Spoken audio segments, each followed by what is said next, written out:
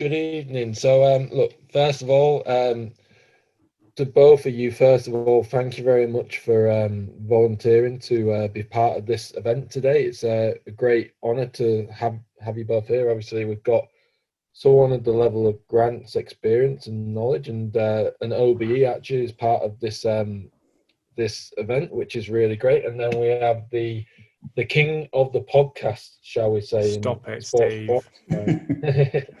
Do I get $10 for that? Like $10. Yeah, absolutely. That's yours. Like Rob, we've got a WhatsApp group just for organisation during this event, and Rob promised someone jokingly $10 every time they mention his podcast. So I'm up to about $40 so far, just to make you aware. So, look, I will leave you to. I'm going to mute my microphone, and basically, this is now a Q&A session where Rob and Grant will just work through. Again, similar to what happened with me and Warren this morning, there's a few questions on here, but I'm sure that they might not even get through two, and I'm sure the conversation will go to an even better place than these questions. So without further ado, I'll leave you two to chat away. Thank you for your time again. Our pleasure. Thank you. Thanks, Steve. I don't think it can be said enough. I know everyone's kind of said it before they get going, but it's no mean feat pulling something like this together. So thank you for doing it, and thank you for certainly for my invite, and probably speaking on behalf of Grant as well. Thank you. So Grant, I know you've got an incredible CV and been involved in some very exciting projects. For anyone that doesn't know who you are and what you're about, you just want to give us a brief intro to yourself? Yeah, well, thank you very much for inviting me, first of all, Steve, and thanks for that, Rob. I'm a chartered physiotherapist by profession, but probably haven't really been practicing day to day for a number of years. I've been more of a performance lead. But I started my career as a clinical physio in the hospital in the NHS, which is what we all certainly need around the world at the moment. And then I went into work for the Football Association for 8 years, working at a place called Organisational Rehabilitation Centre. From there, I spent 9 seasons at Glasgow Rangers in Scotland as the sort of the head physiotherapist and leading a relatively small medical department. After that, I went to Middlesbrough for 8 years, where I worked alongside Chris, where I was head of the medical department. And then when Chris left, I sort of took over and ran the medical and sports science department. And then after 8 years there, I went to Manchester City and went to their academy program. And I was basically head of performance for the academy program. I had some input into the first team and was one of the assistants in helping setting up the successful women's program in football. I left there in 2018 through choice, having worked 32 years in professional sport, felt it was time to have a little bit of a break, and I set up my own consultative company, and I work for the City Football Group now, the Premier League, Scottish Football Association. I mentor some private people and have a little bit more free time. So, you know, I this is where my journey is at the moment. Nice, mate. It's good to go off piece straight away. Yeah. What's it been like being a physio involved in the kind of management of the performance department? And that can be a little bit spiky at times, I'm guessing. Yeah, listen, it should be spiky. I mean, you've got a lot of people who want to have a say, they want to have a lead. And, you know, you and I have talked about this before, you know, what should the performance lead be? Well, that person has to have a certain amount of expertise in the area, but that's where it ends, because when you become a leader, you have to be able to see across departments, and you've got to get, for example, a common performance language that everyone feels part of. So you've got to take people on a journey. You've got to let people at some point have a say, but you've got to give them boundaries to work in. And I think, you know, there's a lot of sort of, shall we say, anal physios get worried when S&Cs or sports scientists are in charge of performance departments. I have no problem with that. I have no problem with a psychologist leading it. I have no problem with a doctor leading it. I have no problem with physio leading it. And I think it's the skill of the individual person away from their practitioner skills. It's someone who can understand the organization's needs. They can, most importantly, manage up and align almost the philosophy of performance with the performance of the company. And I think, you know, sometimes people forget the importance of leaving your discipline behind and becoming a leader. Yeah, that was my next point, actually, was how important is it to still have the trade, or does that have to be almost moved to the side to be able to do all the things you just mentioned? I think it's a really interesting one. You should probably ask Scott McAllister at Manchester City, who was the head physiotherapist, who probably suffered because I was a physiotherapist as the performance lead, because at times maybe I had to learn to shut up and let him be the lead in that area. And probably I wasn't that good at it, but because you sometimes take a clinical interest. And I think it can be the problem for any person who's leading that discipline. I was recently talking to a very good psychologist who works in Manchester City, Dr. Cherry Daly, and she was going to do a project, and she's now not the clinical psychologist, she's the director of performance services and applied research for the City Football Group, and she was going to do a psychology project in a club, and the advice I gave her was take a psychologist, and she was, well, I'm a psychologist. No, you're not. The director of the performance services and applied research. You're not a psychologist when it comes to that. You still have that skill, but I think you've got to learn how to take a back seat in it. And actually, it can be your strength, but it can be your biggest weakness too. Mm-hmm. So using your latest employment role at Manchester City as an example, maybe. Yeah. Your first week, 2 weeks, month in the role and establishing that organisational structure, how did you go about that, and what was the process you did to hopefully make that a success? I think what you do is, first of all, you listen to, and you've probably, I mean, from the interview I had, I didn't have an interview, I had 3 interviews, and they were very good in-depth interviews. And it allowed both Manchester City and myself to work out were we suitable for each other. And I think sometimes you forget, you think you want a job, but do you really want a job? Or are you that desperate for a job you don't know what it's about? So I got a good sense check of what the organisation wanted. And what I wanted to make sure was it there already? Because why come in trying to change everything when there's probably, as there was, some very good practice anyway? But I felt my job was to probably try and create a bigger vision. I came from the first team environment, and probably the mistake I made, I felt as if, well, everything I've learned at first team I can just put into practice in an academy. Now, what I soon learned, children aren't many adults, so it's different. But the one thing I did have was a vision of what the end product looked like. And a lot of the younger staff, no fault of their own, had never worked at first team level.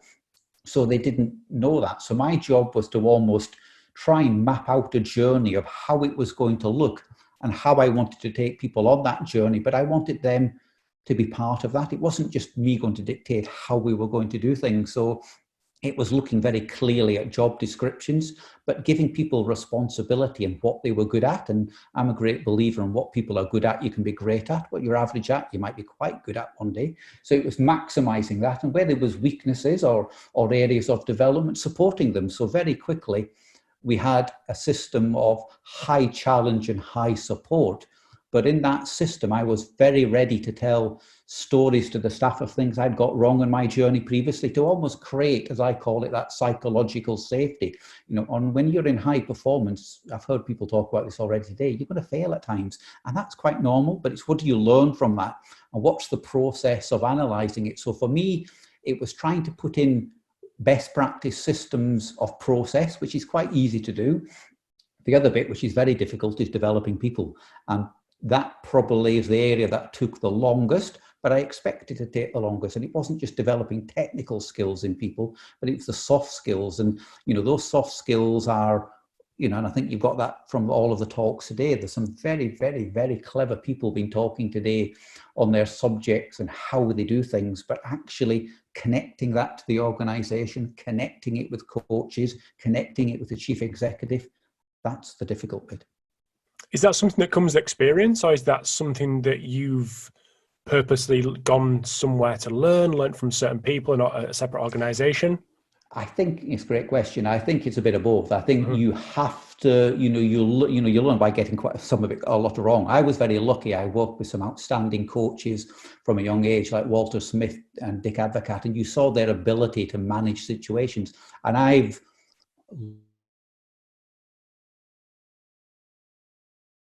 listening to podcasts, and I, watch people on YouTube and reading certain books. And I think you can go on courses, but you've got to put it into practice, and you've got to understand different people. And I think if you start to learn a little bit more about, as I call it, human science, and the certain chief executives, I know you've got 30 seconds to get across what you want, what are they going to get from it. And I also know certain financial controllers who will want to know 3 hours exactly what's going to cost and why. And you have to be able to change yourself according to them. And again, we're taught very badly to treat people like we want to be treated, and I think that's rubbish. You've got to treat people like they want to be treated, and you've got to learn to put a lens on that. The financial controller at the end of the day has to add up all the pennies. He's a bean counter, as I say. So you've got to make sure whatever you're going to spend, it comes within the budget you set. And if you go over budget, and you can at times, but you've got to be able to justify it. But actually, when you're talking to the head coach, all he's interested in is probably the next 3 points. And so you've got to be able to sort of, strategically see the long term for the club, but also the need of the short term, sometimes needs of a coach. Yeah, that was going to be my next question, actually. How was it going from a first team environment, which is very short term, which is very Saturday driven, to that long term approach within academy, looking at even like under sevens when it's like a 10, 12 year journey to bring them through? I think it's, people say, the academy is all about development and first team is all about winning. Well, I don't agree. I think academy is about developing winners. And if you don't start developing those traits from the age of 7, you're in trouble. And what I mean by that, 10 or 11, 12 in fact, even up to 16 for me, it's about developing winning traits. And you look at different things. And I must be honest, I found it strange at first when I was suddenly watching games. There was no crowd there. It was a little bit different, but you soon get used to seeing traits in players that you want them to stop from an early age if possible, or encourage them in different areas. And I think the earlier you can make a young child realize failure is part of the learning. So if they miss a penalty, go and take the next one. It's not really that important. That's bravery, because they're trying again. And I think it's about learning to, it's certainly in an academy system. I've never praised a child for ability. That's what they're there for. What I do is I praise them for their effort, their humbleness, and how they act to their other fellow colleagues and opposition, because that's what we're trying to develop. Their ability is natural. We don't really have that big influence on that. Mm-hmm.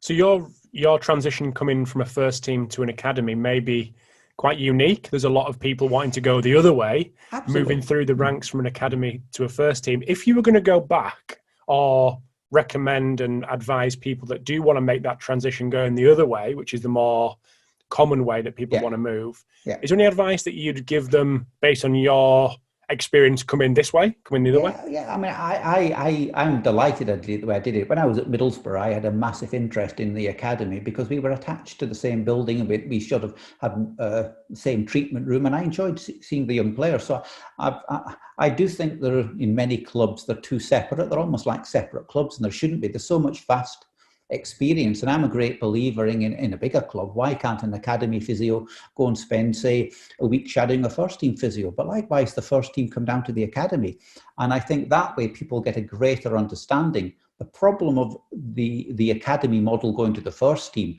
is if you try and practice the same principles of development, from conditioning, from reconditioning, from rehabilitation, children are very, very different. Children are not mini adults. Psychosocially, they're very different. They go through different development phases. I mean, let's be honest, children are stupid. They're meant to be stupid. Let them be stupid. And I think it's important to, let them be children. And sometimes, it's harder rehabbing a child than a grown adult in many respects, but the pressures are different. So, I understand totally why people want to one day go and work at first team. I wouldn't deny anyone that right.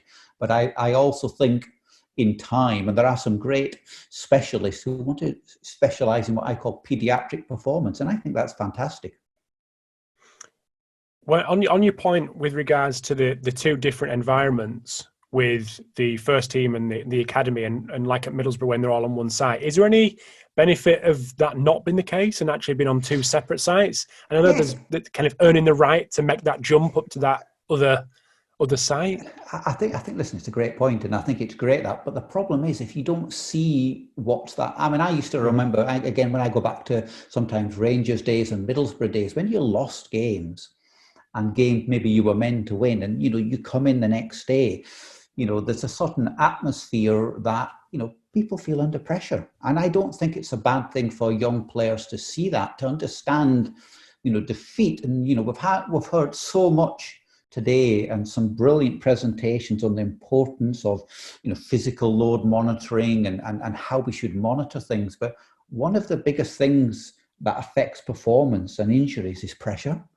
and some of the most important things we can't measure. And I think it's important that staff, it's, decisions making, if a player can play and we've got perfect return to play criteria, and it looks wonderful on a bit of paper, but if that next game is 3 points that you must win to sort of stay out of the relegation zone or get relegated, is going to cost the club £100 million, suddenly that decision making gets affected. And I think, it's something that until you've really appreciated, it's difficult to know what it's like. Mm-hmm. So going back to that first couple of weeks at Manchester City or any other role that you've had, yeah. How have you defined what success would be? At what point? How do you define at what point okay, I think this is going well. This is actually going the way I want it to go.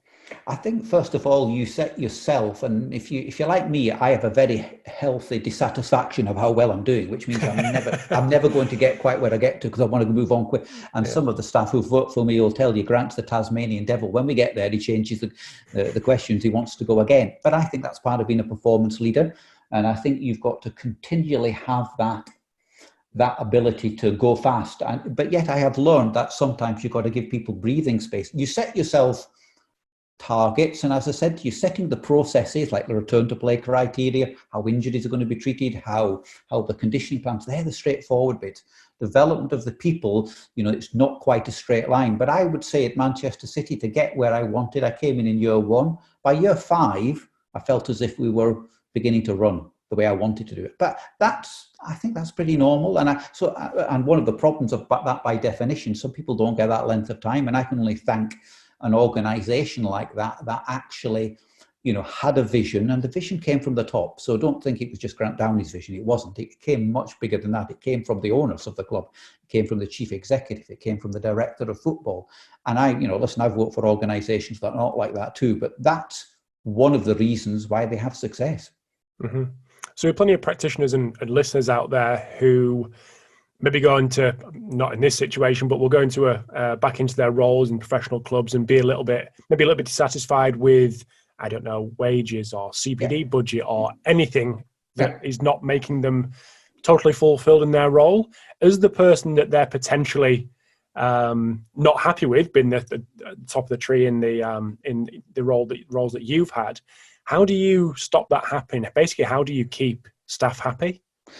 Well, the answer to that is I'm not there to keep staff happy. What I'm there to do is hopefully align where they are on their journey with the organisation and how they can contribute to it. And I'm always there to listen. I mean, probably in the role I did, I listened twice as much as I talked, which meant is I would really clearly listen to staff, and I would try and make their annual appraisal relevant to the club and reward them accordingly, which meant with praise from what they did.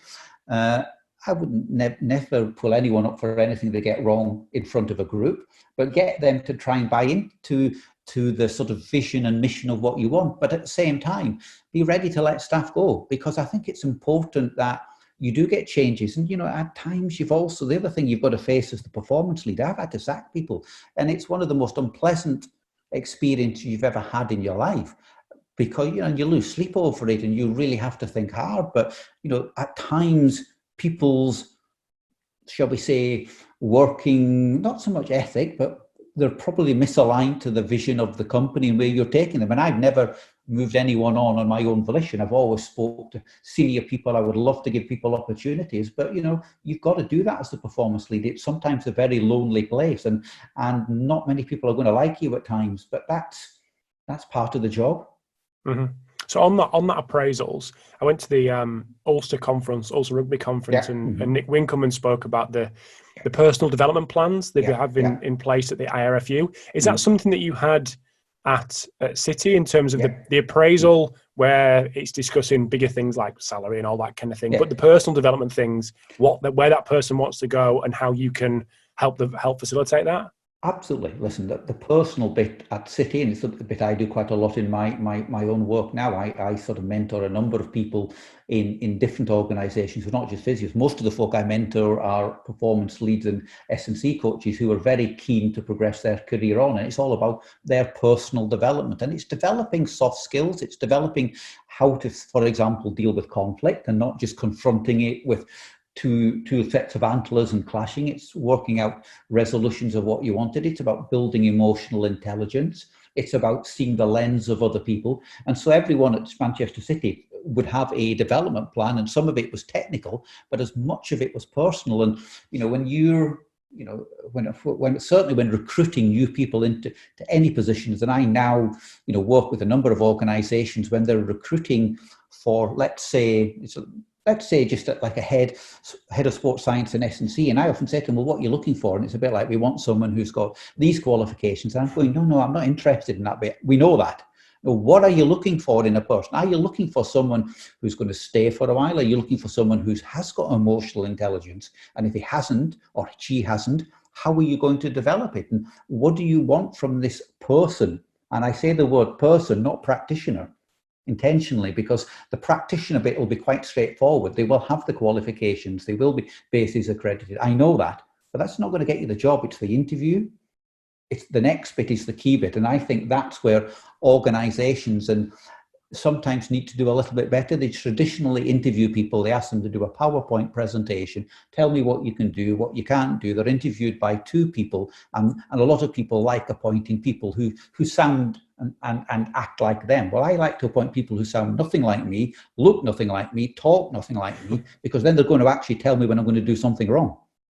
That was my next point, actually. Is it important to have that external person with that non-biased outlook in that hiring process? Because the people internal may, and agenda's a bad word because it has a negative connotation, but may have an agenda to appoint a certain person because it either protects them or, confirms their biases. Yeah.